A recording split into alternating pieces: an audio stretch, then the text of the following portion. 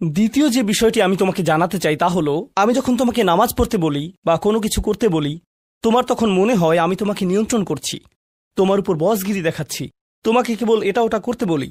আমি চাই তুমি জেনে রাখো, আমার পক্ষে আসলে তোমাকে নিয়ন্ত্রণ করা সম্ভব নয়। আমি তোমাকে উপদেশ দিতে পারি, কঠোরতা দেখাতে পারি মাঝে মাঝে, এটা সত্য, কিন্তু অতি সত্বর তুমি এতটা বড় হয়ে যাবে যে তখন যত জোরেই আমি চিৎকার চেঁচামেচি করি না কেন, আমার কণ্ঠস্বর যত উঁচুই করি না কেন, যত হতাশাই ব্যক্ত করি না কেন, এতে কোনো লাভ হবে না। কারণ তোমার সিদ্ধান্তগুলো তুমিই নিবে। তুমি এরকম বলবে, আচ্ছা বাবা, আমি একটু পরে তোমাকে কল দিচ্ছি, আমাকে এখন যেতে হবে, আর একটা কল এসেছে। তুমি তখন আমাকে অপেক্ষায় রাখবে আর নিজের কোনো প্রয়োজন সারবে। মূলত অধিকাংশ সময় তোমার পছন্দ অপছন্দের উপর আমার কোনো নিয়ন্ত্রণই থাকবে না। তুমি যখন স্কুলে থাকো এবং বন্ধুদের সাথে আড্ডা দাও, তাদের সাথে কথাবার্তা বলো, আমি ওইসব কথাবার্তার কোনো কিছুই নিয়ন্ত্রণ করি না। আর আমি যদি ইতিমধ্যেই তোমাকে আইপ্যাড বা ফোন বা এরকম কিছু দিয়ে থাকি, আর এগুলো দিয়ে তুমি তোমার বন্ধুদের সাথে যোগাযোগ করো, তুমি তখন কোন ধরনের যোগাযোগ করো তার উপর আমার কোনো নিয়ন্ত্রণই থাকে না। এমনকি যদি আমি ওইসব ডিভাইসে প্যারেন্টিং কন্ট্রোল অ্যাপস ইনস্টল করে দেই, তবুও আমি তোমার চিন্তা নিয়ন্ত্রণ করতে পারি না। আমি কিছুটা নিয়ন্ত্রণ পেতে পারি, কিন্তু সেটা খুবই সীমিত। তবে এমন একজন আছেন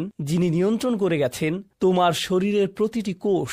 একসময় তুমি যে মাইক্রোস্কোপিক তরল পদার্থ ছিলে, সেটাও তিনিই নিয়ন্ত্রণ করে গেছেন, যা তোমার মায়ের গর্ভে বড় হচ্ছিল, যা নিয়ন্ত্রণ করছিল তোমার জেনেটিক ক্রোম, যার উপর ভিত্তি করে তোমাকে সৃষ্টি করা হয়েছে। কেমন হবে তোমার শরীরের রং, তোমার চুলের আকৃতি, তোমার চোখ, তোমার বুদ্ধি কেমন হবে, তুমি কতটা লম্বা বা বেটে হবে, এর সবকিছুই তিনিই নিয়ন্ত্রণ করে গেছেন। তোমার উপর আসলে তার নিয়ন্ত্রণ আছে, আমার নয়। আমার একটি কথা মনে পড়ে গেল, যা রাসূল সাল্লাল্লাহু আলাইহি সাল্লাম তার মেয়ে ফাতিমা রাদিয়াল্লাহু আনহাকে বলেছিলেন, ইয়া ফাতিমাতু বিনতি মুহাম্মদ ইত্তাকিল্লাহ ফা ইন্নী লা আমলিকু লাকি মিনাল্লাহি শাইআ। ও ফাতিমা, মুহাম্মাদের কন্যা, আল্লাহর ব্যাপারে সচেতন থাকো। আল্লাহর নিকট আমার কোনো কর্তৃত্ব থাকবে না তোমার ব্যাপারে। এখন আমরা পরবর্তী পয়েন্টে এসে গেছি, যা এই কথার সাথে সম্পর্কিত। আমার যেহেতু নিয়ন্ত্রণ নেই, সত্য হলো তোমার ব্যাপারে আমি যতই সংরক্ষণশীল হই না কেন, আর আমি চাই যে তুমি ভালো করো, তবুও তোমার ভালো আমি নিয়ন্ত্রণ করি না, আর আমি এর জন্য দায়বদ্ধ নই। আল্লাহ প্রতিটি মানবকে তার নিজের জন্য দায়বদ্ধ করে সৃষ্টি করেছেন। দেখো, তুমি যদি ট্রাফিক আইন লঙ্ঘন করো, যদি একদিন ড্রাইভিং লাইসেন্স পাও এবং এরপর রাস্তায় লাল বাতি উপেক্ষা করে চলে যাও, পরে পুলিশ তোমাকে ধরলো, তখন তো তুমি বলতে পারবে না, আপনি একটু আমার বাবার সাথে কথা বলতে পারবেন না। তোমার নিজেকেই এই পরিস্থিতির মোকাবেলা করতে হবে। তোমার ইউনিভার্সিটি প্রফেসর যখন তোমাকে ফেল মার্ক দিবে, তখন তো বলতে পারবে না, একটু থামুন, আমার মাকে একটু কল দেই। না, তুমি নিজেই এই ফেইলের জন্য দায়ী। আইনের কোর্টে তোমার কাজের জন্য তুমি দায়ী। ইউনিভার্সিটিতে তোমার পাস ফেলের জন্য তুমি দায়ী। তোমার চাকরিতে তুমি তোমার জন্য দায়বদ্ধ। তোমার স্বাস্থ্যের ক্ষেত্রে তুমি কি আহার করো, তুমি তোমার জন্য দায়বদ্ধ। নিজেকে যে কোনো বিপদে ফেললে এবং নিজের কোনো ক্ষতি করলে তুমি দায়বদ্ধ তোমার জন্য। তোমার বয়স যত বাড়বে, তোমার স্বাধীনতা যত বাড়বে, তোমার দায়বদ্ধতাও তত বৃদ্ধি পাবে। কেউ তোমাকে নিয়ন্ত্রণ করবে না এবং তোমার কাজের জন্য অন্য কেউ দায়ী হবে না। লা তাজিরু ওয়াজিরাতুন উযরা উখরা। কোনো ভার বহনকারী অন্যের ভার বহন করবে না। আমি আসলে তোমার জন্য দায়ী নই। আর শেষ বিচারের দিন আমরা প্রত্যেকে সম্পূর্ণ একাকী আল্লাহর সামনে উপস্থিত হব। এখন এই দুনিয়াতে আমরা একসাথে একত্রে বসবাস করছি, আমরা একই পরিবারের সদস্য, আমরা কোলাকুলি করি, আমি আমৃত্যু তোমাকে ভালোবাসি, আমি সর্বদা তোমাকে নিয়ে চিন্তা করি। কিন্তু সামনে এমন একটা দিন আসছে, যেদিন আমরা আমাদের সমগ্র অস্তিত্বের সবচেয়ে নিঃসঙ্গ সময় পার করব। বস্তুত শেষ বিচারের দিন তুমি যদি আমার কাছে দৌড়ে আসো, এমন হতে পারে যে আমি তোমার থেকে দৌড়ে পালাবো। তোমাকে চিনি না আমি, দূর হও আমার কাছ থেকে। আমি এখন আমার হিসেব নিয়ে চিন্তিত, কারণ তোমার সাথে আমার সম্পর্কটি ছিল সামান্য কয়েকটি ক্ষুদ্র সেকেন্ডের জন্য। আল্লাহর সাথে সম্পর্কের তুলনায় যে সম্পর্কটি আরো অনেক বড়, অনেক বেশি পুরনো, আর ওটা থাকবে আরো বেশি সময় ধরে। আমাকে এখন ওই সম্পর্কটা নিয়ে ডিল করতে হবে শেষ বিচারের দিন। অতএব আমাদের এই সম্পর্কটি ইয়াউমা ইয়াফিরুল মারউ মিন আখিহি ওয়া উম্মিহি ওয়া আবিহি, এই ধরনের সব আয়াত। লোকটি পালাবে তার মা থেকে, তার বাবা থেকে, তার ছেলে মেয়েদের থেকে, তার ভাই বোনদের থেকে, তার স্ত্রী বা স্বামী থেকে। কেউ কেউ ভাবছেন স্ত্রী থেকে পালানো, এটা তো আমি বর্তমানেও করি। তো পরবর্তী যে বিষয়টি আমি তোমাকে জানাতে চাই তা হলো, আমি তোমার কাছ থেকে সম্মান অনুভব করতে চাই, ঠিক যেভাবে তুমিও আমার প্রদত্ত যত্ন অনুভব করতে চাও। তুমি যখন কাউকে ভালোবাসো, তখন কেমন যেন তার কাছে তোমার একটা চাহিদা তৈরি হয়। আমার নিকট তোমার চাহিদা হলো বাসার সমস্ত প্রয়োজন ঠিকমতো মেটানো হচ্ছে তো, আমার দায় দায়িত্বের অন্তর্ভুক্ত। আমার কাছে তোমার চাহিদা হলো আমি যেন কারেন্ট বিল প্রদান করি, ঘরের এসিটা যেন কাজ করে। তুমি চাও আমি যেন তোমার স্কুলে যাওয়া নিশ্চিত করি, তুমি চাও আমি যেন তোমাকে জামা কাপড় কিনে দেই। এগুলো আমার দায়িত্ব। আর আমি চাই তুমি যেন আমাকে কিছুটা সম্মান প্রদর্শন করো এবং শ্রদ্ধা দেখাও এবং আমার কথা শোনো। এগুলো তো সবাই বুঝে, কিন্তু আল্লাহর সাথে তোমার সম্পর্কটা অন্যরকম। তার কাছ থেকে তোমার অনেক কিছু দরকার, কিন্তু তোমার কাছ থেকে তার কোনো কিছুরই দরকার নেই। তোমাকে তার একটুও প্রয়োজন নেই। আসলেই তার কারোরই দরকার নেই বা কোনো কিছুরই দরকার নেই। চলো তোমার সম্পর্কে কথা বলি। তুমি যখন বলো আমাকে কেন নামাজ পড়তে হবে, আমার নামাজ আল্লাহর কেন এত দরকার, তোমার কোনো কিছুরই আল্লাহর প্রয়োজন নেই। এই নামাজ কোনোভাবেই তার উপকারে নয়। আল্লাহ এমনকি বলছেন যখন কোনো কিছুই থাকবে না, চলো কোরআন থেকে একটা উদাহরণ দেই। যখন এই মহাবিশ্বে কিছুই থাকবে না, চলো কয়েক সেকেন্ডের জন্য আল্লাহর গৌরব নিয়ে কথা বলি। সম্প্রতি বিশ্বকাপ চলার সময় আমি কাতারে ছিলাম। যেই টিম জয়লাভ করে, আর্জেন্টিনা জয়লাভ করে, তাদের জন্য এটা ছিল একটা দারুণ গৌরবময় মুহূর্ত। সবাই তাদেরকে নিয়ে আনন্দ উৎসবে মুখর। কল্পনা করো, খেলোয়াড়টাকে নিয়ে উৎসব চলছে, কিন্তু কোনো দর্শক নেই, কোনো ক্যামেরা নেই, কোনো স্টেডিয়াম নেই, কিচ্ছু নেই। একটা লোক একা একা একটি দ্বীপে বাস করে। সে ফুটবলটাতে লাথি দিয়ে একটা গোল করে ফেলল আর বলে উঠল, ইয়ে, আমি সেরা। কিন্তু কেউ তো সেখানে নেই। এমন ঘটনার কথা শুনলে মনে করবে লোকটি পাগল হয়ে গেছে, তাই না? গৌরব পেতে হলে গৌরব করার মতো একদল দর্শক থাকতে হবে। স্বীকৃতি পেতে হলে একদল মানুষ আশেপাশে থাকতে হবে যারা স্বীকৃতি দিবে। প্রশংসা পেতে হলে, কদর পেতে হলে নিজে নিজে তো আর প্রশংসা পেতে পারো না। এমন কেউ থাকতে হবে যে তোমার জন্য এই প্রশংসাটা করবে। কিন্তু আল্লাহ বলেন, কুল্লু মান আলাইহা ফান ওয়ায়াবকা ওয়াজহু রাব্বিকা যুল জালালি ওয়াল ইকরাম। তিনি বলেন সব কিছুই ধ্বংস হয়ে যাবে এই ধরাপৃষ্ঠের, তথাপি তোমার রবের চেহারা থেকে যাবে। আল্লাহই একমাত্র সত্তা, যিনি তখনও মহিয়ান এবং গরিয়ান। এমনকি যখন তার প্রশংসা এবং গৌরব বর্ণনা করার কেউ থাকবে না, অন্য যে কারো ক্ষেত্রে কাউকে না কাউকে এটা করে দিতে হয়। তাই আল্লাহর প্রয়োজন নেই আমার নামাজের। আমার হালাল মুরগি খাওয়া আল্লাহর প্রয়োজন নেই। আমার মন্দ বলা থেকে বিরত থাকাও আল্লাহর প্রয়োজন নেই। তাই নিজের মাথা থেকে এই চিন্তা দূর করে দাও যে নামাজ পড়ার মাধ্যমে তুমি কোনোভাবে অন্য কারো উপকার করছো। আল্লাহ এমনকি বলছেন, ইয়ামুন্নুনা আলাইকা আন আসলামু, তারা মনে করে তারা ইসলাম গ্রহণ করে তোমাকে ধন্য করেছে। লা তামুন্নু আলাইয়া ইসলামাকুম, আমাকে বলতে এসো না যে তোমার ইসলামের মাধ্যমে তুমি কোনোভাবে আমার উপকার করেছো। বালিল্লাহু ইয়ামুন্নু আলাইকুম, বরং আল্লাহ তোমাদের প্রতি অনুগ্রহ করেছেন। এখন পরবর্তী বিষয়, আচ্ছা কেউ একজন নামাজ পড়ে না কেন? আমি তোমার সম্পর্কে বলছি না, আমার প্রিয় ছেলে বা প্রিয় মেয়ে। শুধু প্রশ্নটি নিয়ে চিন্তা করো যে মানুষ কেন নামাজ পড়ে না। এর অনেকগুলো উত্তর থাকতে পারে, আর এই প্রশ্নের উত্তর আল্লাহর কাছেও আছে। উত্তরটা খুবই ভয়ঙ্কর। এই উত্তরটি আমি খুতবার শুরুতে পড়েছি। তিনি বলেন, ফালা সাদ্দাকা ওয়ালা সাল্লা ওয়ালাকিন কাযযাবা ওয়া তাওয়াল্লা। সে আসলে সত্য গ্রহণ করেনি এবং সে নামাজও পড়েনি। তিনি কাফের সম্পর্কে বলছিলেন। তিনি দুইটা জিনিস বলেছেন, এই লোকটি সত্য গ্রহণ করেনি এবং নামাজও পড়েনি। কথাটা ভাবনার উদ্রেক করে। যদি বলা হয় সে সত্য গ্রহণ করেনি, আমার আশা হলো তিনি বলবেন লা সদ্দাকা ওয়ালা আমানা, কিন্তু তিনি বলছেন লা সল্লা। এর মানে হলো আল্লাহর সত্য গ্রহণ করার ব্যাপারে তোমার অন্তরে কিছু একটা মিসিং আছে। না না না, বাচ্চাটা বলে আমি আল্লাহকে বিশ্বাস করি, আমি মুসলিম। হ্যাঁ, তুমি এখানে মুসলিম, তোমার মাথায়। কিন্তু এই সত্য তো শুধু তোমার মাথার জন্য না, এই সত্য তোমার অন্তরের জন্য। তুমি এখনো অনুভব করছো না যে ব্যাপারটা কেমন সিরিয়াস। তুমি এখনো উপলব্ধি করছো না যে এটা কি। মাঝে মাঝে কোনো বিষয় তুমি জানো হয়তো, কিন্তু এই নিয়ে চিন্তা করা থেকে পালিয়ে বেড়াও। এটা সত্য, তুমি জানো বিষয়টা কিন্তু চিন্তা করতে চাও না। আর তাই এটা যেহেতু মিসিং, ঠিক এই কারণে আমি সহজেই নামাজের কথা ভুলে যাই কখনো কখনো, এবং তুমিও ভুলে যাও কখনো কখনো। এমনটা ঘটে কারণ আমাদের অন্তর কিছুটা বিভ্রান্ত হয়ে পড়ে। দিনের এই সত্যতা, আল্লাহকে সেই সত্যটা, সেই অকাট্য সত্যটা আমাদের মস্তিষ্কের পেছনের কোনো একটা সেলফে গিয়ে পড়ে থাকে। আমরা অন্য কিছুতে ব্যস্ত হয়ে পড়ি এবং এই নিয়ে আর চিন্তা করি না। আল্লাহ এটাই বলেছেন। সুতরাং তোমার নামাজ পড়া আল্লাহর প্রয়োজন নেই।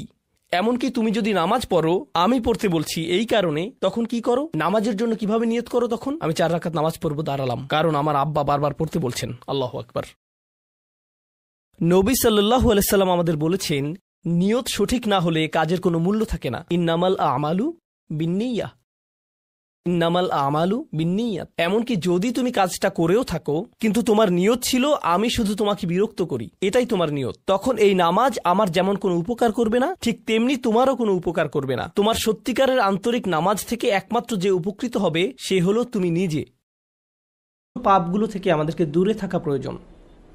অনেক সময় একজন মুসলিমের জীবনে কাজের অগ্রাধিকার নির্ধারণের ক্ষেত্রে সঠিকভাবে বুঝের অভাব দেখা দেয়। কিছু কিছু কাজ অন্য কাজের চেয়ে বেশি গুরুত্বপূর্ণ, অন্যান্য কাজের চেয়ে আপনার নামাজ বেশি জরুরি। ইসলামের এমন অনেক আমল রয়েছে যা জীবনকে সৌন্দর্যমণ্ডিত করে তুলবে, কিন্তু সেই কাজগুলো গুরুত্বর দিক থেকে নামাজের কাছাকাছি পর্যায়েও নেই, বা পাপ কাজের ক্ষেত্রেও এরকম প্রাধান্য রয়েছে। অনেক আমল রয়েছে যেগুলো আমাদের করা উচিত, যেমন ঘরে প্রবেশের সময় ডান পা দিয়ে প্রবেশ করা উচিত, টয়লেটে প্রবেশের সময় বাম পা দিয়ে প্রবেশ করা উচিত, এবং নির্দিষ্ট দোয়াগুলো পড়া উচিত। এ ধরনের আমলগুলো করার চেষ্টা থাকা উচিত, এগুলো উপেক্ষা করার কোনো সুযোগ নেই। কিন্তু এমন অনেক পাপ কাজ রয়েছে যেগুলো করা কবিরা গুনাহ। অনেক সময় এই অগ্রাধিকার নির্ধারণের ক্ষেত্রে মানুষ যখন সঠিক জ্ঞানের অভাব থাকে, তখন তারা ছোট ছোট ব্যাপারকে বেশি গুরুত্ব দেয়। তারা নিশ্চিত করতে চায় যে আমি অমুক অমুক সুন্নাহ ঠিকভাবে পালন করছি তো, অমুক অমুক দোয়াগুলো নিয়মিত পড়ছি তো, শুক্রবারে সূরাতুল কাহফ পড়ছি তো, ইত্যাদি ইত্যাদি। তো তারা ছোট ছোট আমলগুলো সঠিকভাবেই আদায় করে, কিন্তু একই সময়ে চোখের সামনে থাকা বিশাল বিশাল গুনাহগুলো অনায়াসেই করে ফেলে। করার সময় দ্বিতীয়বার চিন্তাও করে না। যেমন ধরুন হারাম উপার্জনের টাকা, জিনা করা, সুদ, এরকম বড় বড় গুনাহ, বিরাট বিরাট শয়তানি পাপগুলো সে অনায়াসেই করে যায়। মনে হয় যেন চোখ থাকতেও সে অন্ধ। ছোট ছোট আমলগুলো আপনি ঠিকই গুরুত্ব দিয়ে করে যাচ্ছেন, যেন মনে মনে ভালো ফিল করতে পারেন যে যাক, আমি তো ধর্ম পালন করছি। এজন্যই কুরআন আমাদেরকে বিভিন্ন আমলের সঠিক অনুপাত ঠিক করে দিয়েছে। আল্লাহ এ আয়াতে বলছেন, ইনতাজতানিবু কাবাইরা মা তুনহাউনা আনহু, যদি তোমরা নিষিদ্ধ কাজের বড় বড়গুলো হতে বিরত থাকো। সুতরাং দেখা যাচ্ছে এমন অনেক বড় বড় পাপ রয়েছে যেগুলো থেকে আমাদের অবশ্যই বিরত থাকতে হবে। যদি আমরা এটা করতে পারি, তাহলে ছোট ছোট পাপের ক্ষেত্রে আল্লাহ বলছেন, নুকাফিরু আনকুম সাইয়্যাতিকুম, তাহলে আমি তোমাদের ছোট ছোট পাপগুলো ক্ষমা করে দেব। অর্থাৎ আগে সিরিয়াস ব্যাপারগুলো যত্ন নাও। কোরআন যেগুলোর উপর গুরুত্ব আরোপ করেছে, যেমন টাকা উপার্জনের বিষয়টা, কিভাবে আমরা টাকা আয় করি এবং কিভাবে তা ব্যয় করি, সে ব্যাপারে আগে যত্নবান হওয়া, এটা খুবই সিরিয়াস একটা ব্যাপার। আমাদের আশেপাশে যারা আছে তাদের অধিকারের ব্যাপারে সাবধান থাকা, যারা এতিম বা অভাবগ্রস্ত তাদের দেখাশোনা করা। সূরা মাউনে আল্লাহ বলছেন, ফাযালিকাল্লাযী ইয়াদউল ইয়াতীম, সেই ব্যক্তি যে এতিমকে গলা ধাক্কা দেয়। এগুলো বড় ধরনের পাপ। তারপর যেভাবে আমরা আমাদের ব্যবসা বাণিজ্য চালাই, কেউ যদি আপনার কাছে টাকা পায়, কোনো কন্ট্রাক্ট মানতে যদি ওয়াদাবদ্ধ হন, কোনো সেবা প্রদান করার জন্য যদি আপনাকে বেতন দেওয়া হয়, কাজের ক্ষেত্রে সততা বজায় রাখা। ঠিক একইভাবে কোরআনে বর্ণিত সবচেয়ে ভয়ঙ্কর পাপগুলোর একটি হলো সুদ। একইভাবে আমাদের পবিত্রতা রক্ষা করা, অর্থাৎ জেনা ব্যভিচার থেকে বিরত থাকা, এটা কবিরা গুনাহ। এটা এত বড় গুনাহ যে আল্লাহ বলছেন, লা তাকরাবুজ জিনা, ব্যভিচারের কাছেও যেও না। অন্যান্য ছোট ছোট গুনায় তোমরা হয়তো জড়িয়ে পড়বে। হতে পারে তোমার নামাজে যথেষ্ট মনোযোগ ছিল না, অজুটাও হয়তো উত্তম রূপে করা হয়নি। হতে পারে যখন নামাজ পড়ছিলে তখন অন্য কোথাও মন পড়েছিল। হতে পারে হজ বা উমরা করার সময় কিছু কিছু নিয়মকানুন ঠিকমতো পালন করতে পারোনি। কখনো কখনো হয়তো ধৈর্য হারিয়ে ফেলেছিলে। এই ছোট ছোট বিষয়গুলো ক্ষমা করে দেওয়া হবে, কারণ তোমরা বড় বড় পাপ থেকে বিরত ছিলে। ছোট বড় পাপের এমন একটি তারতম্য কোরআনে জোর দিয়ে উপস্থাপন করা হয়েছে। কিন্তু এই আয়াতের যে ব্যাপারটি আমার কাছে বেশ চমৎকার লেগেছে, সেটা শুধু তিনি যে আমাদের পাপগুলো উপেক্ষা করবেন তা নয়, বরং এই পাপগুলোর কথা মনে করে আমরা প্রায় লজ্জিত হয়ে পড়ি। আল্লাহ এর সাথে সাথে আরও যোগ করে বলেন, ওয়ানুদখিলকুম মুদখালান কারিমা, এবং সম্মানজনক স্থানে তোমাদের প্রবেশ করানো হবে। অন্য কথায়, ওই ছোট ছোট ত্রুটিগুলোকে উপেক্ষা করে তোমাদেরকে সম্মানিত করা হবে, মর্যাদা দেয়া হবে। আর ওই সব লজ্জাজনক ব্যাপারগুলো তোমাদের রেকর্ড থেকে মুছে ফেলা হবে। তাই যখন তোমরা আল্লাহর সামনে আসবে, অপমানিত হবে না, তোমাদের সম্মানজনক স্থানে প্রবেশ করানো হবে। এই আয়াতের আরেকটি ব্যাপারও আমার কাছে বেশ চমৎকার মনে হয়েছে। এই আয়াতের পূর্বের কয়েকটি আয়াতে কিছু কিছু কবিরা গুনাহ নিয়ে কথা বলা হয়েছে, যেমন ব্যবসায় প্রতারণা করা, কাউকে অন্যায়ভাবে হত্যা করা। আর ছোট ছোট পাপ ক্ষমা করে দেওয়ার আয়াতের ঠিক পরের আয়াতে আরও অসাধারণ উপায়ে জীবনের বিভিন্ন বড় বড় পাপে জড়িয়ে পড়ার যে মূল কারণ সেটা বলা হয়েছে। আল্লাহ আযজা ওয়া জাল্লা বলেন, ওয়ালা তাতামান্নাউ মা ফাদ্দালাল্লাহু বিহি বা'দাকুম আলা বা'দ, আর তোমরা আকাঙ্ক্ষা করো না এমন সব বিষয়ে যাতে আল্লাহ তাআলা তোমাদের একের উপর অন্যের শ্রেষ্ঠত্ব দান করেছেন। তো আমাদের ক্ষেত্রে যা ঘটে যখন আমরা এমন কাউকে দেখি যে আমাদের চেয়ে বেশি টাকা উপার্জন করে, আমাদের চেয়ে তার চেহারাটাও বেশি সুন্দর, তার গাড়িটাও উত্তম, তার সাংসারিক জীবনটাও প্রশান্তির, কখনো কখনো ভাই বোনের মাঝেও এই হিংসা দেখা দেয়। যেমন আমি বলতে শুনেছি, আমার বোনের গায়ের রং আমার চেয়ে উজ্জ্বল। হিংসা বিভিন্ন প্রকৃতির হতে পারে। কারো ভালো কিছু থাকার কারণে আপনি তাকে ঈর্ষা করতে পারেন, এবং আপনার নিজের সেটা না থাকার কারণ নিয়ে সারাক্ষণ চিন্তা করতে পারেন। আর এই চিন্তা আপনাকে শেষ করে দিতে পারে। এটা ছোট বড় যে কোনো কিছুর জন্য হতে পারে। এটা বস্তুগত বিষয়, যেমন অর্থকড়ি, ঘরবাড়ির জন্য হতে পারে। আবার অবস্তুগত বিষয়, যেমন বাবার ভালোবাসা, মায়ের ভালোবাসার জন্যও হতে পারে। বাবা কেন তাকে এত ভালোবাসে, আমার প্রতি তো এত মনোযোগ দেয় না। মা সবসময় শুধু আমার দোষ দেখেন, তিনি কখনো ওর দোষ দেখেন না। মাঝে মাঝে পিতামাতার আচরণ ব্যাপারটাকে আরও জটিল করে তোলে, কারণ তারা বারবার বলতে থাকেন, কেন তুমি তোমার ভাইয়ের মতো হতে পারো না, ও কত লক্ষ্মী। তাদের এমন আচরণ পরিবারের ভিতরে আরও বেশি হিংসা তৈরি করে। আল্লাহ এখানে বলছেন, অন্যদের যা দেয়া হয়েছে তার জন্য আকাঙ্ক্ষা করো না। আপনি নিজেই তো দেখতে পান যে আপনার চেয়ে ভালো চেহারার মানুষ রয়েছে, আপনার আমার চেয়ে বুদ্ধিমান মানুষও রয়েছে, আমাদের চেয়ে বেশি টাকা কামাই করে এমন লোকজনও রয়েছে। পরিবারে এমন কেউ থাকতে পারে যে আপনার চেয়ে বেশি প্রশংসা লাভ করে। কখনো কখনো হয়তো অন্যায়ভাবে তাদেরকে প্রাধান্য দেওয়া হয়, কিন্তু অনেক ক্ষেত্রে আসল ব্যাপার হলো, আল্লাহ তার জন্য রিজিকের যে দরজা খুলে দিয়েছেন তা তিনি আমার জন্য খুলেননি, তিনি আমার জন্য অন্য দরজা খুলে দিয়েছেন। আমরা অন্য একজনকে যা দেয়া হয়েছে ঠিক সেটাই কামনা করি। আল্লাহ আপনাকে আমাকে অন্য একজনের মতো করে বানাননি। আল্লাহ অন্য মানুষদের জন্য রিজিকের যে দরজা খুলে দিয়েছেন তা হয়তো আমার জন্য দেননি। আমাদের প্রত্যেকেরই রয়েছে জীবিকা উপার্জনের স্বতন্ত্র সুযোগ। আল্লাহর অনুগ্রহ অর্জন করতে হলে আমাদের প্রত্যেককে যে সুযোগ দেওয়া হয়েছে তার আলোকে কঠোর পরিশ্রম করতে হবে, অন্যদের সাথে নিজেকে তুলনা করে নয়। এই আয়াত যে ইতিবাচক বিষয়গুলোর প্রতি জোর দেয় সেটা আলোচনা করার পূর্বে আমি আরেকটা ব্যাপারে কথা বলতে চাই। এই হিংসা কেন অনেকগুলো বড় বড় গুনাহের মূল কারণ? আমাদের জানা মতে রেকর্ড করা ইতিহাসে আল্লাহর বিরুদ্ধে সর্বপ্রথম যে বিদ্রোহ করা হয় তা হলো ইবলিস শয়তানের বিদ্রোহ। আর এই বিদ্রোহের মূল কারণ ছিল হিংসা। সে কেন এত মনোযোগ পাচ্ছে? তাকে তো জাস্ট মাটি দিয়ে তৈরি করা হয়েছে। এভাবেই অবাধ্যতার শুরু। মানুষ পৃথিবীতে আসার পর সর্বপ্রথম যে পাপটি সংঘটিত হয় তা হলো কাবিল কর্তৃক তার ভাই হাবিলের হত্যা। সেটাও ছিল হিংসার কারণে। এই হিংসা এতটাই জঘন্য আর কদাকার হতে পারে যে আপনি যদি ইয়াকুব আলাইহিসসালামের মতো একজন মহান নবীর সন্তানও হয়ে থাকেন, আর আপনার ভাইও যদি হয়ে থাকেন একজন অসাধারণ ছেলে, যে কিনা এখনও নবী না হলেও তার মাঝে নবীর বৈশিষ্ট্য বিদ্যমান রয়েছে, এই হিংসা আপনাকে এতটাই নিয়ন্ত্রণহীন করে দিতে পারে যে আপনি তাকে হত্যা করতে উদ্যত হতে পারেন। আমি যা বোঝাতে চাচ্ছি তা হলো, হিংসা এবং ঈর্ষাকে ছোট করে দেখা উচিত নয়। ব্যাপারটাকে এমন মনে হতে পারে যে এটি আমার আপনার ভিতরে একটা অনুভূতি মাত্র। মূলত হিংসার আরবি শব্দ হলো হাসাদ, আর হাসাদ শব্দের শাব্দিক অর্থ হলো আঁচড়। তারা এটাকে এভাবে বর্ণনা করে, হিংসা হলো মনের ভিতরে একটি চুলকানি। ঠিক শরীরের চামড়ার উপর কোনো পোকামাকড় কামড় দিলে আপনি যেমন চুলকাতে চান, সেরকম এটি যত চুলকাবেন অবস্থা তত খারাপ হবে। আপনার উচিত হলো একে উপেক্ষা করা, এবং এক সময় এটা এমনিতেই ভালো হয়ে যাবে। আপনাকে এটা উপেক্ষা করতে হবে, এটাই হাসাদ। ইমাম হাসান রাদিয়াল্লাহু তাআলা আনহু বলেন, আমি হিংসুকের চেয়ে এমন কোনো অনিষ্টকারী দেখিনি যাকে আসলে বেশি ক্ষতিগ্রস্ত ব্যক্তির মতো দেখায়।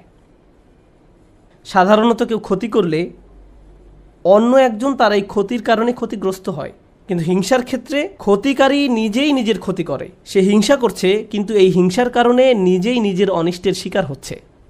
আর এ কারণেই সূরা ফালাকে হিংসুকের হিংসা থেকে আমরা আল্লাহর নিকট আশ্রয় প্রার্থনা করি। ওয়া মিন শাররি হাসিদিন ইযা হাসাদ। হিংসুকের অনিষ্ট থেকে যখন সে হিংসা করে, ঠিক সেই মুহূর্তে যখন সে হিংসা করে, এটা খুবই গুরুত্বপূর্ণ একটা ব্যাপার। এই হিংসার কারণে আপনার আমার জীবনে ভয়ঙ্করতম সমস্যা তৈরি হতে পারে। এখন আমি নিজেকে বিশ্লেষণ করতে চাই। যখন আমি নিজেই অন্যকে হিংসা করতে শুরু করি, তখন কোন কোন ধরনের নেয়ামত থেকে নিজেকে বঞ্চিত করি? যখন আমি নিজেই অন্যের উন্নতি সহ্য করতে পারি না, ব্যাপারটা আর একটু খোলাসা করে বলছি। তামান্নি জাওয়ালিন নি'মা লিদুনিহি। আপনি ইচ্ছা করেন যে তার যেন এই নিয়ামতটি না থাকে।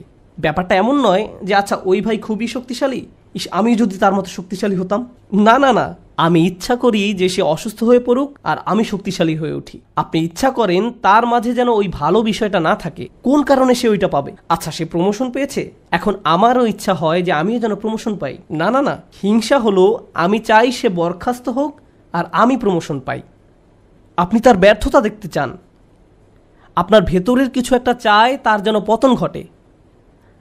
তার পতনের ফলে আপনার জীবিকায় সমৃদ্ধি আসে না, আপনার এতে কোনো উপকার হয় না, তবু আপনার ভেতরের কিছু একটা তার পতন কামনা করে। যদি তার পতন ঘটে তাহলে আপনার কাছে তা ভালো লাগবে। এটাই হলো হাসাদ। কিভাবে এটা একজনের ভালো দিক ধ্বংস করে দেয়? আমরা ইবলিস শয়তান সম্পর্কে জানি। আল্লাহ তাকে ফেরেশতাদের কাতারে রেখেছিলেন, এর চেয়ে উন্নত কোনো মর্যাদা হতে পারে না। কিন্তু হিংসা তাকে এত উচ্চ পর্যায় থেকে একেবারে নিম্নতম পর্যায়ে নামিয়ে দিয়েছে, আল্লাহর নিকট থেকে বহু দূরে সরিয়ে দিয়েছে। চিন্তা করতে পারেন, এত বড় মর্যাদা কেড়ে নেওয়া হলো, এর মূল কারণ ছিল হিংসা। চিন্তা করতে পারেন, মূল কারণ হলো নিজেকে অনেক বড় কিছু মনে করা। হিংসার কারণে হত্যার মতো জঘন্য অপরাধ সংঘটিত হলো। আল্লাহ সূরা আরাফে বর্ণনা করেন, কান্নামা কাতালান নাসা জামিআ, সে যেন গোটা মানব জাতিকে হত্যা করলো। হিংসার কারণে হত্যার মতো জঘন্য অপরাধ সংঘটিত হলো, আর এই মহাপাপের মূল কারণও ছিল হিংসা। এই সকল উদাহরণের মূল শিক্ষা হলো আমাদের নিজেদেরকে ভালো করে বিশ্লেষণ করে দেখা উচিত আমরা নিজেরা এই রোগে আক্রান্ত কিনা।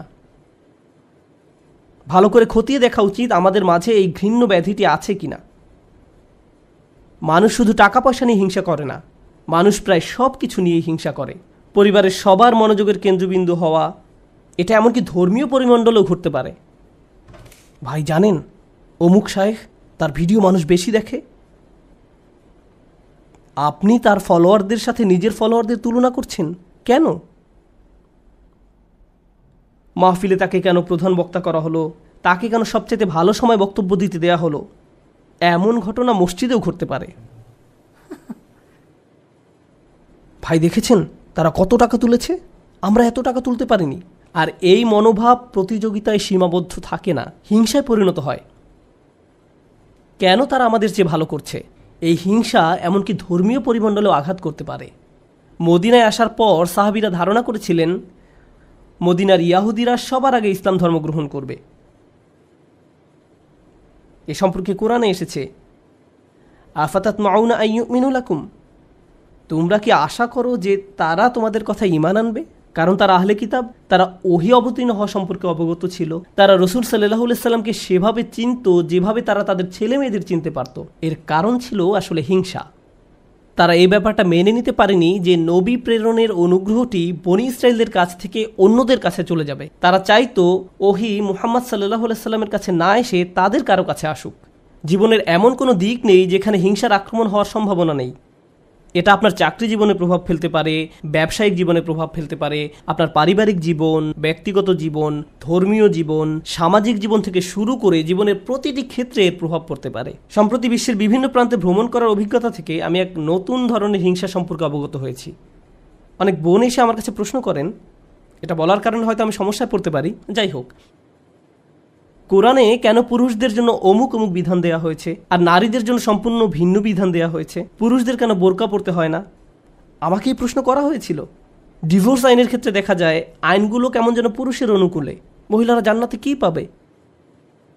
আমি বলছি না যে এই প্রশ্নগুলোকে উপেক্ষা করতে হবে, কিন্তু এখানে একটা ব্যাপার আমাদের সাবধান থাকতে হবে।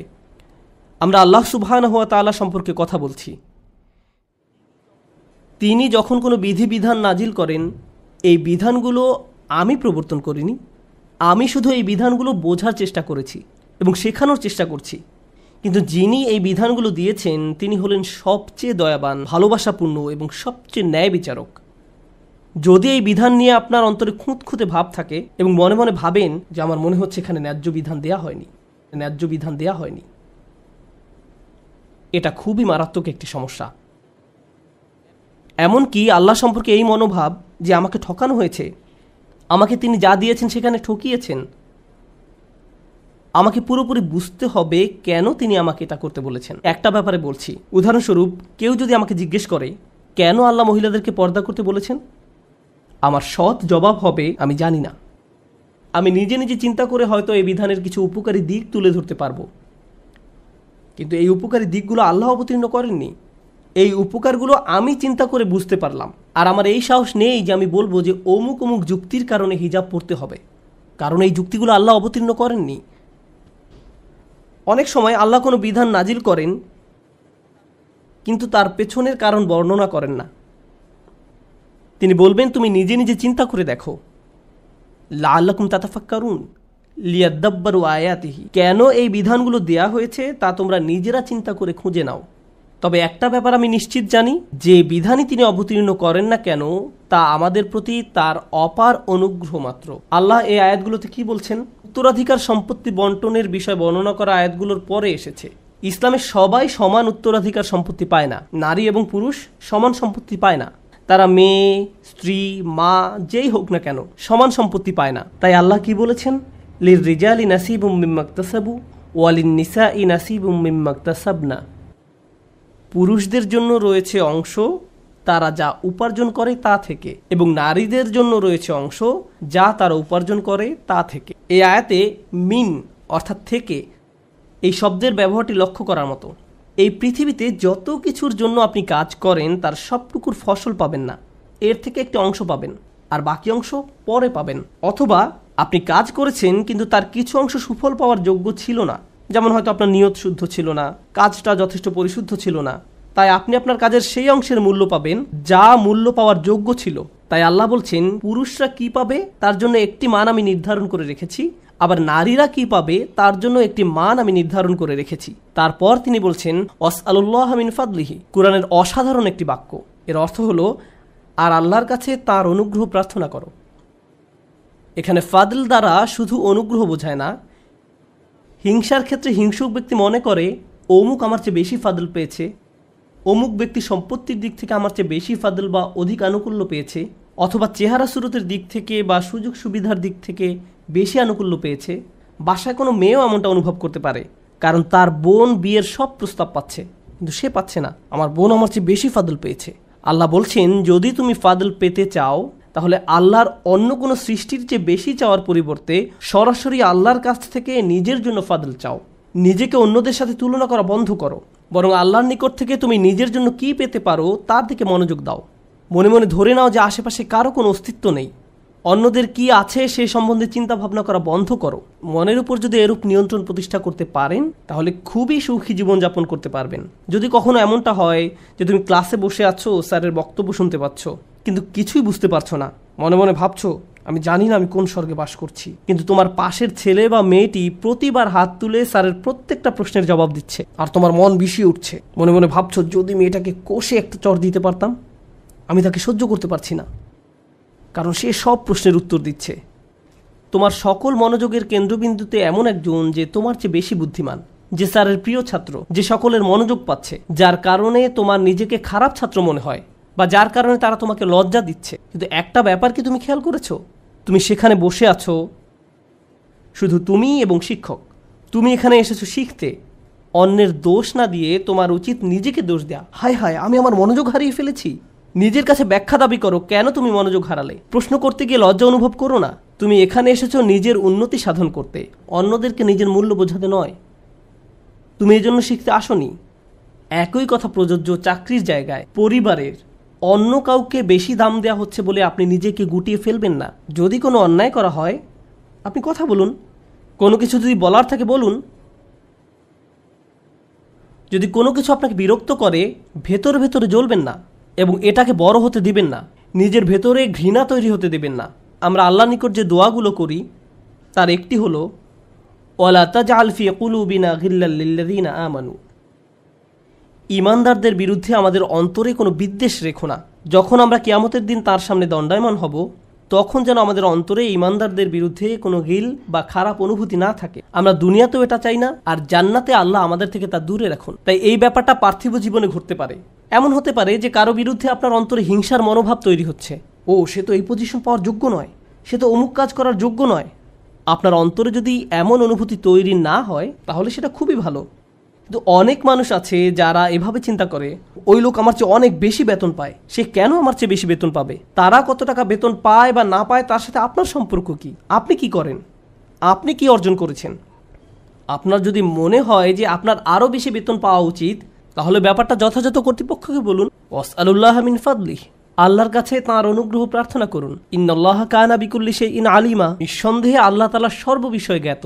যখন আমরা অন্যের সাথে নিজেকে তুলনা বন্ধ করব, যখন পুরুষ বা নারী হিসাবে কি পেলাম বা কি পেলাম না এসব নিয়ে চিন্তা করা বন্ধ করব, অমুক অমুক ব্যক্তির কারণে আমি পেছনে পড়ে আছি, এমন চিন্তা করা বন্ধ করব।